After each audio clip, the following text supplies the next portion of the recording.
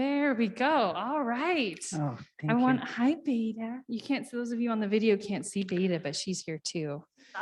And she's wonderful. Oh, okay, I can't talk to you and not pet you.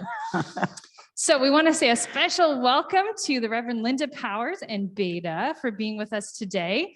We're just delighted to be able to chat with you. I'm just standing behind you so that I'm in the screen. Sorry, it's a little bit awkward okay. No, right here, but on the video it looks good. I wouldn't mind having you over my shoulder a lot of times. So I'm just delighted to have Linda here. Linda was one of the first people to welcome me to town and take me out to lunch. She's a Presbyterian pastor and just has an amazing story of her life and her ministry in this community, and especially with our siblings who are experiencing homelessness.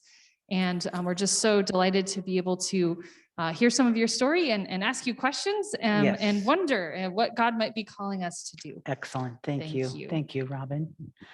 Well, I am very pleased. I am never, I guess, not pleased to come and talk about my ministry and my friends, as many of my friends call them. They often, if they travel with me in different cities, will find all of a sudden that I'm not walking with them any longer because I have spotted a person that I want to engage with. But they're very used to that after all these years. So thank you again. Your message tonight was wonderful because I think the reason I'm here is for you're taking in, right? I like to bring the news of the least of us in our communities because I have a specific relationship with them. I mean, when you're in ministry with them, you are standing one-to-one in front of them. And no, I haven't done worship services on Sunday with them because that's not me. But I've done a memorial service for them, the ones that passed so early. So I brought my notes because otherwise I would have you here till 10:30 tonight, and I don't think that's what you want to do. So again, just to reiterate, I've actually been in ministry with the homeless for over 20 years, actually even before I was ordained. And I started in Napa when I moved here after being in the corporate world. And I was at the Methodist Church at that point in time. And you may or may not know this, that the Methodist Church down the way here is considered ground zero for the homeless. And that was because they sat between Salvation Army and First Presbyterian's feeding programs. So it was interesting to be part of that. And that's really where I got my discernment of my ministry to specialized ministry as a Presbyterian at that point in time. And I began that with young people, youth in foster care and emancipating out of foster care, and the juvenile probation young people that were there, and the homeless youth. Yes, we have homeless youth in Napa. People, sometimes I look at your faces and I know you know what I'm talking about, but there's so many people in our community that said, no, that can't be true. And yes, it is very, very true.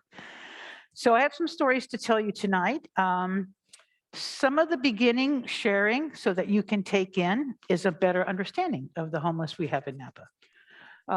When I was the director, the program director for all of the homeless services in Napa County, we served over 700 every year, 700 homeless. That included not only single people, but families and children. This will surprise you potentially. 80 to 85%, it fluctuates a little bit, were actually native Napans. That meant they went to Napa High and Justin Siena and West Park and you name the elementary schools throughout. They were born and raised here. And you say, that's interesting. But if you think about our geography, you have to come into Napa. One thing that we are very much different from many other metropolitan areas is that we are not on a main transportation line. Somebody doesn't jump on Amtrak or Greyhound and jump off easily. You have to choose to come into Napa. And so when we start talking about the famous phrase, those people, if I had $1 for every time I heard those people, I would be long gone someplace else. I'm telling you, but that's a sad thing, because what happens when you say those people? What happens with us? Anybody, when you decide to choose and say those people? Separation. You push people away to be something other than part of your family, part of your relationship, part of your community, part of the body of Christ, for that matter, which is what happens all the time. So can I see by a show of hands, who has known a homeless person or been homeless, if you feel comfortable saying that? So you have some better understanding, having been in a more closer relationship, correct? So that's important. I often went to some of the elementary schools here in town to do little talks with them. And the first time I did that, I asked that question of them, and the number of young people, little elementary school kids, that raised their hand totally astounded me in the beginning. But then I thought, well, why would I should be astounded? There are homeless, but they're sometimes not very visual to all of us, unless they're laying on the grass at the Methodist church or someplace else that we deem that they really shouldn't be. So it was interesting to have that conversation with them. So let me just spend a few minutes in what may be boring, but I don't think boring. And let's think about where homelessness comes from. Because see, that's the other issue. Think of this analogy just for a second. Let's say you walked up to your front door and there was just water pouring out under the front door. Now, you have a couple of options. You can run to Target and buy a ton of towels and come back home and stuff them in front of that door, right? Or what's your other option? Well, yeah, but you're just standing in front of your front door now. That this is the first sort of encounter with this problem or issue. What's your next instinct to do? Oh, just walk away? Okay. Okay, that too. Sometimes you have to when things are overwhelming. But mostly it would be like, what the heck is going on? I need to open that door. I need to go in the house, and I need to figure out where this water is coming from if I'm going to turn the tap off. So that's the analogy I love to use about homelessness. If we want to make a real impression and something real about homelessness, we have to really figure out what all that's happening. Because people have a tendency to make one fits all, and one in homelessness does not fit all. I sometimes use the analogy with no irreverence meant with Dante's Inferno book, with talking about the 9 rings of hell. There are 9 rings of homelessness. And the more you're out there, the further and further down you fall into this abyss. So if we're going to shut the tap off, then we have to concentrate on where that's coming from. So let's think about a couple of things, and you can participate with me. Some of them obviously is the obvious, loss of home. So what happens when people why do people lose their homes? What are circumstances? I'm sorry. Just money, not having enough money, losing jobs, whatever it takes to support your house and your habitat, right? What else can happen when you lose your home? Okay, I'll give you a few lists. The person responsible for taking care of you dies or moves away. I'm sorry. Divorce, right. Relationships are broken, right? I would get calls every year from one of the high schools because parents, usually because of the economy of our town, could no longer live here. And so they decided they would move to Oklahoma. Well, take an 18-year-old senior, 17-year-old senior, no way. They would say, no way, I'm moving to, I can do this. I got a job, right? Kind of deal. Well, little do they know about the world, right? And they're only out there for a very short bit before they realize they can't make it, and they become, homeless. So let's see, what else do we have on our list? We said about unable to take care of oneself. Disabled all of a sudden. You've lived in a place for a very long time, and you just no longer can care for yourself, and you leave, and you don't have the money or the capacity to go to a place that'll care for you. That happens a lot too. More and more, unfortunately, with our seniors in our town. Let's see, what else? Oh, one of the things that's often covered up, except we have this wonderful agency called News in our town, but it's domestic violence sends women and children out into the night very often with no place to go. And so those are the sort of uncontrollable circumstances where you end up without a home. And of course, without money, it's also evictions and all those kinds of things too. There are legal systems that create homelessness. Can you guess what those are? Prison. Coming back from prison. Also too, she's gonna wander. I'm gonna let her wander because I could already tell that because she got up. We're starting to talk about things and people are starting to share a little bit emotion. And so she will go seek each of you out if you need somebody to pet. Okay, I'll just let her go if that's all right with you. Okay, thanks. Okay, so prison and paroling. So did you know that parole is a state level scenario? Some of you may totally understand that. And initially, if you came out of prison, the first legal responsibility you have to meet the meeting and set up your parole was in Santa Rosa. Now, you just got out of prison. You come back to home, any other kind of home you have. How are you going to get to Santa Rosa? So one thing that we did in the shelter program was ask the state people to come and use our big kitchen and dining area to have those meetings. Because what happens if you miss a meeting? Whoop, back you go, right? So it's one of those creating scenarios, that catch-22 things that happen. Also, releasing from jail, even locally. There's a little game playing about numbers. And if you let somebody out of jail, I mean, no offense, I'm just telling facts. If you let somebody out of jail at 12:01 in the morning, you can count the whole day for them and charge for the whole day for them. But where does a person go at 12:01 in the morning if they really don't have a place to be released to, meaning a family or someone to take care of them? How about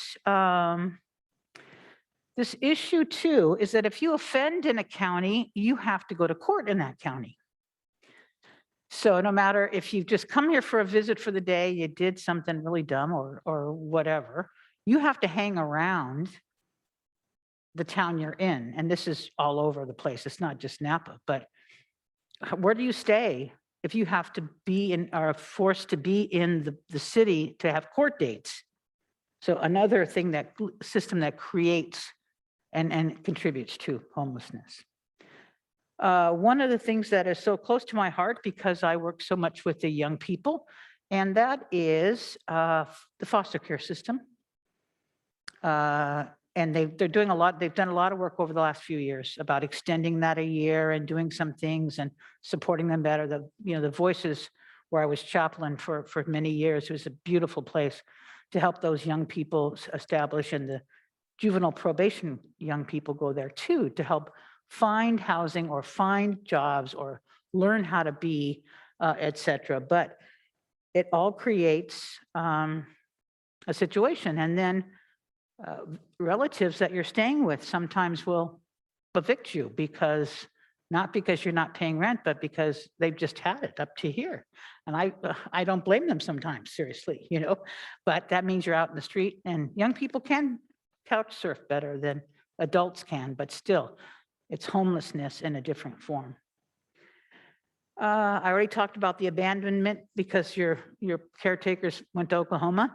How about treatment programs? Do you know how some of our treatment programs work in town? One good example is the drug and alcohol program that sits on the state hospital grounds, the Napa Health grounds, So those beds are separated by the county's departments, meaning probation has so many beds and et cetera, et cetera, et cetera. And the people have free beds for people to come and be in residence and in program. But if they can't fill the beds, they're in trouble. So they will bring people from out of county into our county to be in the treatment program. And then if they decide to bail early, or even when they finish their 90 days, they're out into our community and out into our streets to where is the whole thing. How do we do discharge plans well? That includes from the hospital too, discharge planning for people that have come to be cared for. And we have some other things like even there's not enough beds in assisted living. There's not enough beds, affordable beds for people who need care, those kind of things. And then we have refugees. That's what I call them, because I can think of no better description than the refugees that come to Napa. And it was a few years ago that Vallejo decided to eliminate 283 tents along one of their places.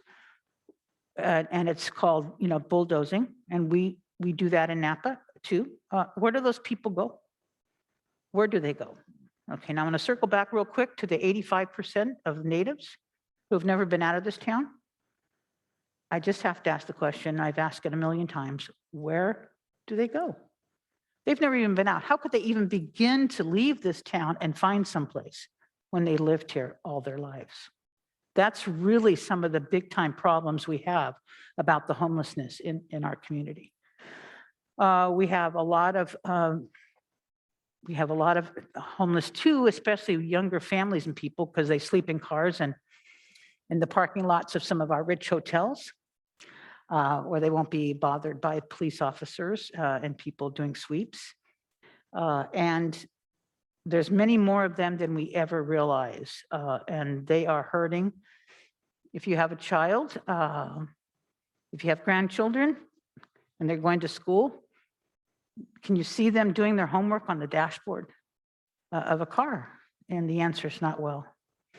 The school system, which I was very engaged with because of the original Samaritan family shelter, where we kept track of all our young people, all the kids, and she did too. One woman was in charge of keeping track of all the foster kids and all the homeless young people in town.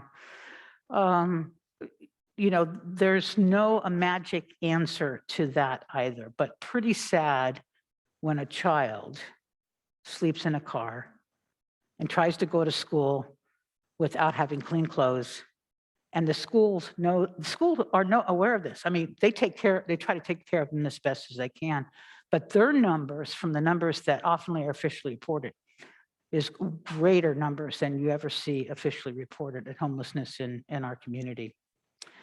So what about, I'm going to go back to the foster care system for just a second, which includes now the wonderful LGBTQ group that is run out of Voices.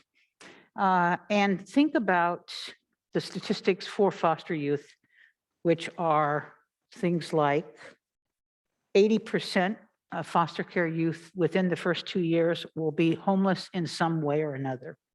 80%. Then we've got 40 to 50% of homeless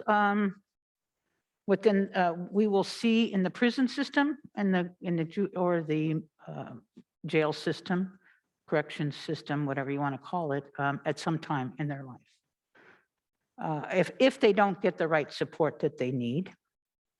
And most of the people, there's like 40% to 60%, depending on what city it is, of people in the shelters, homeless shelters, have been in foster care at one point in time.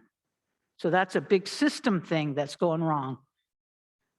So we have systems that create poverty, create homelessness. Now, I'm painting this very dark picture because I'm a believer, as I said, there's not one tap. It's not just the bathtub that's overflowing. It's the kitchen sink. and the pipe that broke to the backyard's watering system and whatever that's coming through that front door. And we have to try to deal with them proportionately in the right way. And of course, what's the equation for homelessness? You all know the answer to this. What's the equation to it as far as literally not being homeless? Having a home. Absolutely, it's that simple. It's a nice little deep, neat algebra equation that's all balanced, except what? When you don't have housing for people to be in. And in the olden days, it was a beautiful little stair step up like this. If you think about maybe your own history, you started out in sharing a little apartment, or maybe you were in a dorm at school, and then you shared a little apartment with somebody. And as soon as you finished your school and you got your job, your next step was to go from a studio to a one-bedroom apartment, and then from a one-bedroom to a two-bedroom apartment. And then pretty soon, you're out in the world, and the next thought is, I want a little home. I want a house.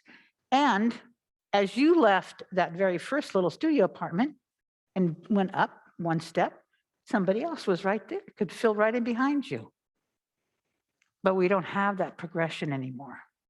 I was part, when I came to Napa, of they call the Housing Element Committee. That's part of the city plan, which needs to be done every, I don't know how many years, I don't remember. And we said, we made these groundbreaking thing that said 20% of all new developments in Napa will be affordable housing. Now, we thought, we were so proud of ourselves. We were pounding ourselves on the back. Well, that still holds true today, except affordable, when you look at the new developments, is more than I paid, twice as much of what I paid for my house when I moved here in 1998. And how does, I don't even have the statistics anymore about what kind of phenomenal income you have to have every year to afford. And for, and I'm not going to paint the community as the bad guys per se. They've been trying to work on all kinds of things to keep us solvent. But personally, I will say to you, I believe we're out of balance between trying to be a destination city and taking care of our native citizens. I think we are a bit off balance. So there's new work and going on about tiny homes and some other ways of putting things together so we can create that stair-step piece again. So I'm interested to hear from all of you what your thoughts are. What are your questions? What are your concerns about the homeless in our community? When you're thinking about, you've taken things in and now you're trying to figure out what it is you want to go back out. I have some suggestions before I leave tonight, but please, yes. Hold on just a second. Let me bring you the mic, and those who are on Zoom can unmute and we will hear you. Right now, we've all been reading about the bowl that had the homeless that were living there, that have been living there, some of them for years. And I just drove by there and it really is gone.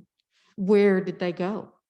And it breaks my heart to read about the woman and her son, and they have a dog, and she had her whole house built there. And now they say, well, we have a bed for you in the homeless shelter. We're asking her to give up her home. That's been her home, and give up her dog. Mm-hmm. Mm-hmm. How is that an answer? Well, see, this is the challenge. There is no one answer. Yet at the same time, I put a lot of responsibility on Napa because we are a small enough community. If we could collaborate more together as a community, we would be better off. You can imagine the neighborhood conversations I had about the Hope Center that was down at the Methodist Church. I sat through some of the most horrific situations that I didn't think existed in the world. There was a neighbor in that community who's no longer there, but actually told one of the Methodist congregation that they should euthanize all those people. And I only tell you that, not to be so dramatic, but to show where people are at around this problem. But see, he had $1 million Victorian. And you know what? He had a right to be concerned about his property. Except I will tell you and tell anybody that we are talking about maybe 10%. It's not even the 80-20 rule, it's the 90-10 rule. 10% of the homeless that actually cause issues. They are preyed upon more, even amongst themselves and by others, than they do anybody else. But people are, so what's the number one thing with folks in a neighborhood? What are their concerns, do you think? Or what are your concerns if you had homeless people? Yes, you are absolutely right. And it is the fear. Now, I tell people, don't go pick one up off the corner and take them home. That's not what we're talking about here. But we have to invest back into our community in some ways.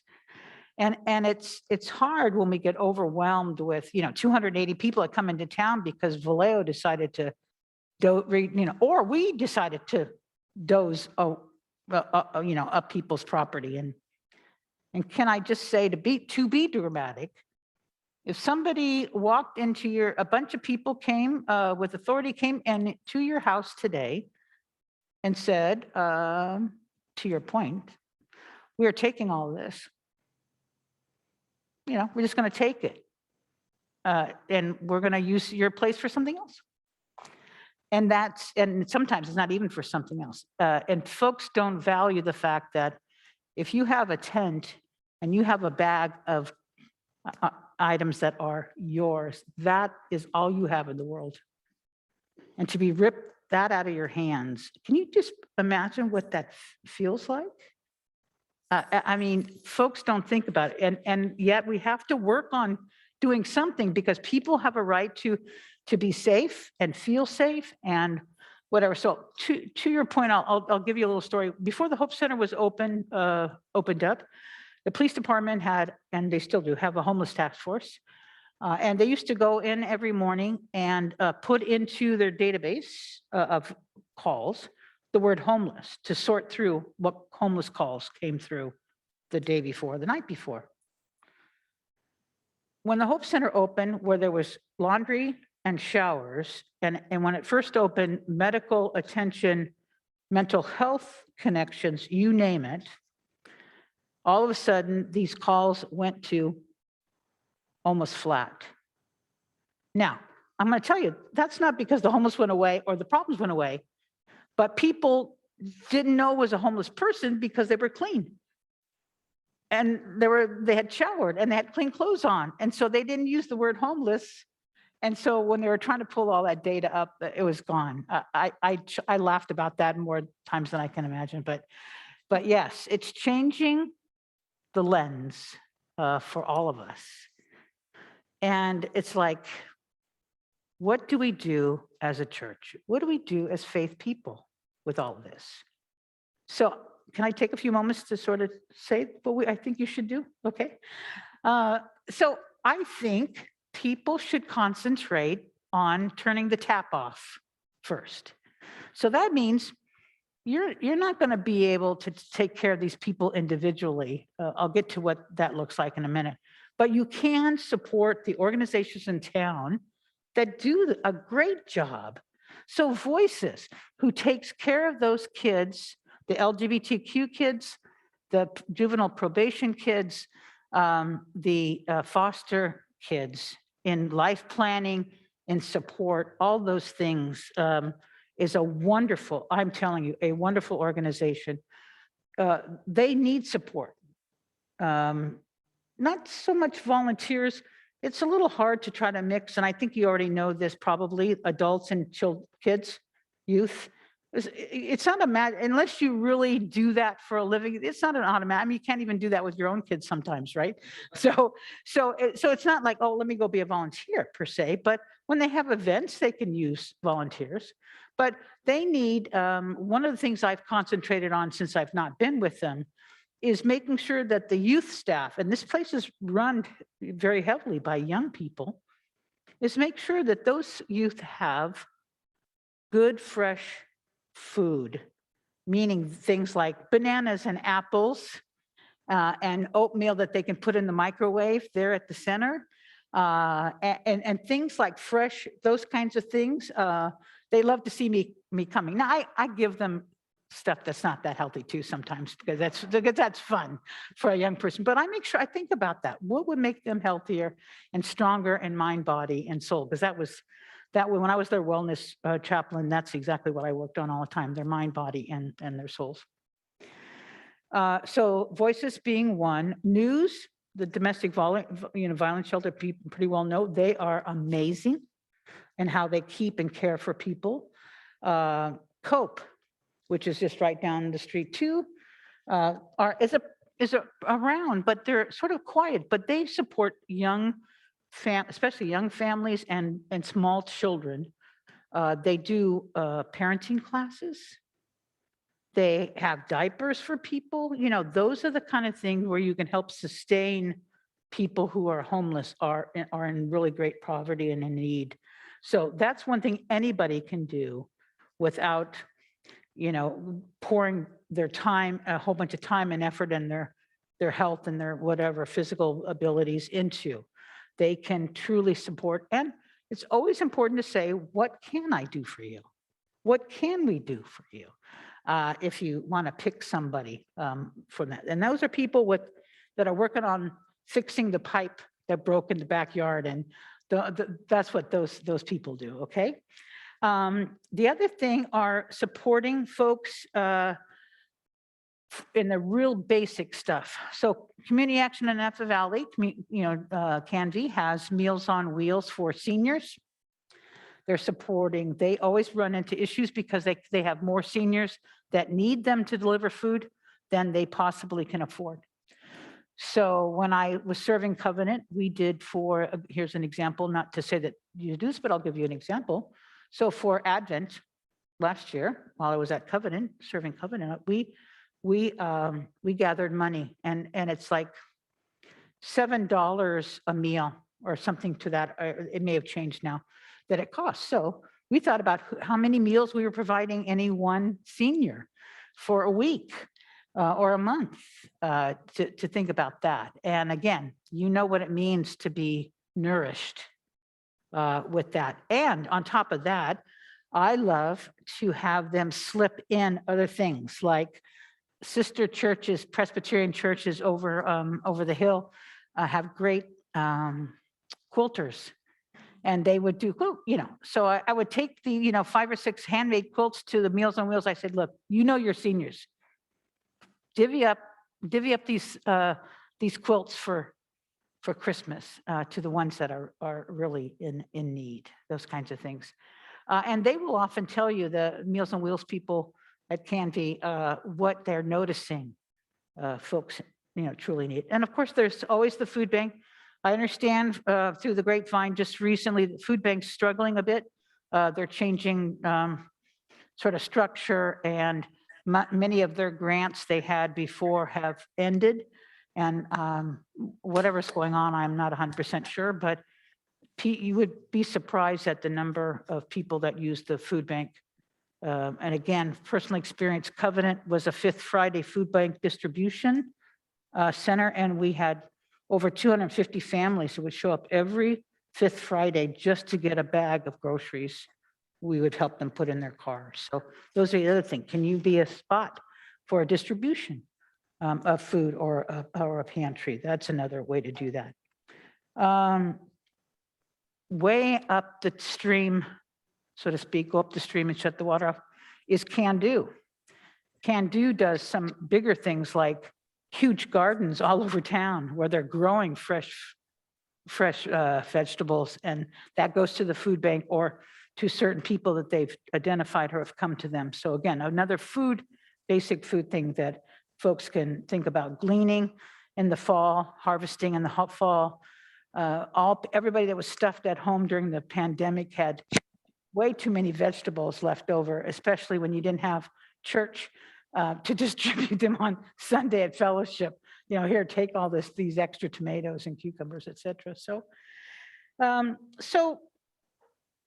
I like to think and interpret, for example, that we are to be the kingdom come people. We are working at every little aspect, at every little level to bring in Christ's kingdom here in our world. And that's what goes back out. And to end, I'll tell you another little story, and then I'm going to take more of your questions. But there was this mom once, single mom. She had two little boys, Jimmy, who was, I think, around 6, Bobby, who was 4. And she had like 2 or 3 jobs when she could, and she hated it. They spent so much time in daycare and school and babysitters, etc. But she took her weekends when she could, especially Sunday morning as a Sabbath time. She cooked them special breakfasts. And she loved to make them those pancakes, those ones with little faces on it. And that was her big thing. So this one Sunday, she's, doing her thing with the pancakes, and she gets down and it's like, there's only enough batter for one more. And she said, whoa, well, I only have one more pancake I can make. This is a great time to teach the boys, give them a Jesus lesson. So she said, boys, if Jesus was here, he would give his last pancake to his brother. And Jimmy, who was 6, thought for a second and turned to his little brother Bobby and said, you be Jesus. Okay, so it's hard to be Jesus. It's hard to be Jesus. That's my message to you all. It's hard to be Jesus, but we can do little things all the time. I'm preaching tomorrow at a friend's church over in Santa Rosa, and I'm doing actually John 1, and I was picking out the word relationship, and all you were saying today, all that Wendy was saying today, and we are made to be in relationship with God, of course, with the creation and with each other. But I've come to realize that there's another look at that, and that is that we belong to God, and we belong to the creation, and we belong to each other. And when you look through that lens, it can change totally how you see things. So we belong together, no matter who they are, whether it's the clerk at Rayleigh's or a homeless person that's, down there screaming at the demons that are in their head and in their hearts because of their mental illness. We all belong together, and that's an important thing, I think, for all of us to remember. And on that note, just think about what you think you can do to belong to those people. So what else can I answer for you real quick? Yes, I know I told you I could talk forever. First, thank you for being here and talking about My this. pleasure, my pleasure. Just prior to COVID, there was an effort to create nomadic shelters, nomadic sites, homeless sites, and COVID obviously changed the world. Have you heard, or can you give us an update of maybe that effort? Well, ironically, you are talking to the person who is, as part of the Interfaith Council, and the fact that the city and the county both came to us wanting us to help participate in this problem. But you're absolutely right. So not only nomadic shelter is on the table, or trying to be on the drawing board is what I should say, but also parking lot use for RVs. That's the one that I truly believe will be more apt to be successful, because it's a different program. I spent a lot of time with Mountain View, who has a wonderful parking thing, and people don't just come and park forever. It's about how to provide sort of that gap situation, and people are interviewed, and you don't have some of this problems that happened a few years ago. Napa decided not to do the parking lot program before. They did it with churches in Sonoma, meaning Santa Rosa, those kind of places, and it did not work out well, because There just was too many pieces that fell apart. And the church suffered because they'd come to church on Sunday mornings and their parking lots were a mess because there wasn't the monitoring and the whatever, okay? So what we have to find is that, first of all, I push back a lot because the faith community cannot be the answer. Because again, they're trying to do one thing fits all. And I think Robin will support me, we were looking for a nomadic shelter where we could house, especially in the evening and especially in the winter time, maybe 6 to 10 clean and sober folks, because the clean and sober people who are homeless are really going through a ringer because the only place they can be is the shelter, which is mandated by the government. And I mean, big government like HUD, who's the one who put the purse strings, that they cannot make a decision between people that are clean and sober or not. Yeah, what do you do if you're trying to stay clean and sober? It's like, frankly, the easiest way to say this is saying to an alcoholic, you've got to go stay in a bar. I mean, it's the same kind of situation. I have been very much into addiction issues with people, and so I know of what I say. And so we would serve a great purpose, but we can't be everything, and we can't be the places where they take all the RVs off the street.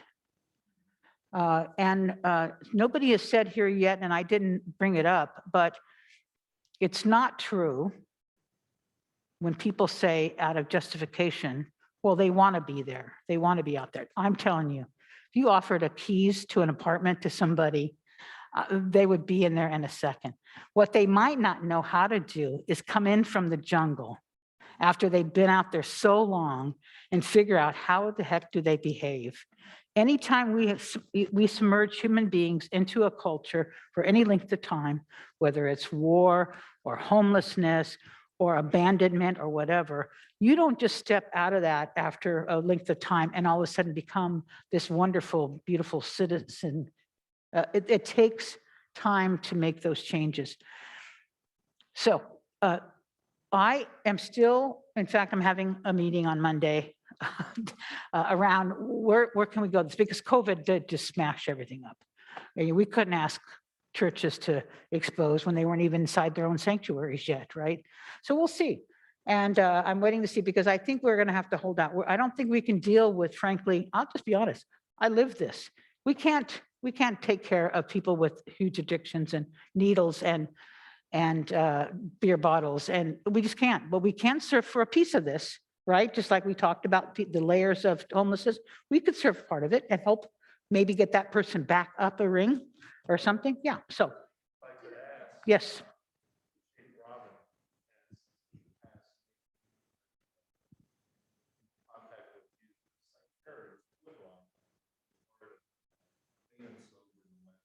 Thank you for that. And I already know that because, thank you.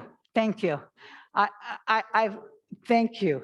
And I have had you guys in my back pocket, seriously, in knowing that. And when we got to a place where I really thought we could go somewhere, we would do that. Any other questions real quick, or comments or thoughts? Sorry, I sort of lost my train of thought.